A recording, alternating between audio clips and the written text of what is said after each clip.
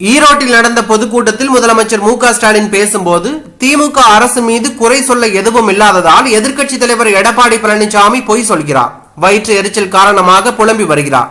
Edappadi Palaniswami tungsten சுரங்க விவகாரத்தில் மத்திய அரசை குறை சொல்லாமல் மாநில அரசை குறை சொல்கிறார் என்றும், கவுண்டமணி செந்தில் வாழைப்பழ காமெடி போல சட்டமன்றத்தில் சொன்னதையே திரும்ப திரும்ப பேசுகிறார். நீங்கள் உருண்டு புரண்டு சொன்னாலும் அதில் உண்மை இல்லை என்று அவர் கூறியுள்ளார். மேலும் இதே போல திருநெல்வேலியில் நடைபெற்ற கொலை சம்பவத்தில் காவல்துறை துரிதமாக செயல்பட்டு 2 மணி நேரத்தில் 4 பேரை கைது செய்துள்ளது என சட்டத்துறை அமைச்சர் ரகுபதி விளக்கம் கொடுத்துள்ளார். இது தொடர்பாக அமைச்சர் ரகுபதி வெளியிட்டுள்ள அறிக்கையில், திருநெல்வேலி மாவட்டம் கீழ்நத்தத்தைச் சேர்ந்த மாயாண்டி என்பவர் கொலை வழக்கு ஒன்றில் ஆஜராகி திருநெல்வேலி மாவட்ட நீதிமன்றத்திற்கு வரும் வழியில் நீதிமன்றத்திற்கு வெளியே கொலை செய்யப்பட்டுள்ளார்.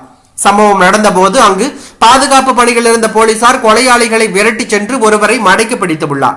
காரில் தப்பிச் சென்ற மற்றவர்களையும் கொலை நடந்த 2 மணி நேரத்தில் தமிழ்நாடு காவல்துறையினர் கைது செய்துள்ளார்கள்.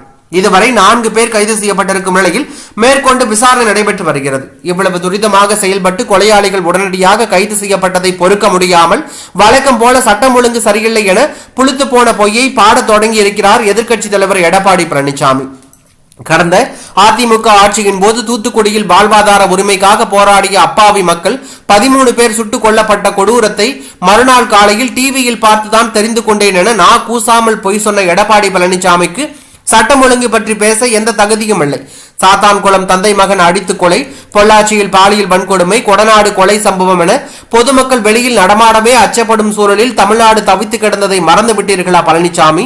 ஒன்றிய அரசின் தேசிய குற்ற ஆவண காப்பகம் வெளியிட்டிருக்கும் புள்ளி விவரங்கள் அதிமுக ஆட்சியில் குற்ற செயல்கள் பல்பெருகி கிடந்ததை வெளிச்சம் போட்டு காட்டுகின்றன.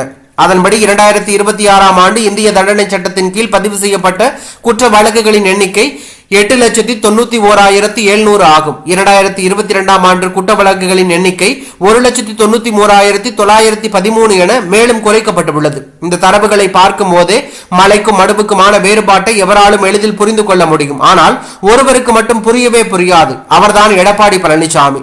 நகரம் பற்றி எறியும் போது அக்கறை என்று பிடில் வாசித்து ஆனந்தப்பட்ட நீரோ மன்னராய் ஆட்சி நடத்திய எடப்பாடி பழனிசாமிக்கு தற்போது மக்கள் நலன் பேலும் மாண்புமிகு முதலமைச்சர் அவர்கள் தலைமையிலான திராவிட மாடல் ஆட்சியை கண்டு பொறாமையும் வயிற்றடிச்சலும் வருவது இயல்புதான். எடப்பாடி பழனிசாமி அவர்களே கவனம், பொறாமை மனநலத்தை கெடுக்கும், வயிற்றடிச்சல் உடல் நலத்தை கெடுக்கும் என்று அவர் கூறியுள்ளது அரசியல் வட்டாரத்தில் பரபரப்பையும் அதிர்ச்சியும் ஏற்படுத்தியுள்ளது.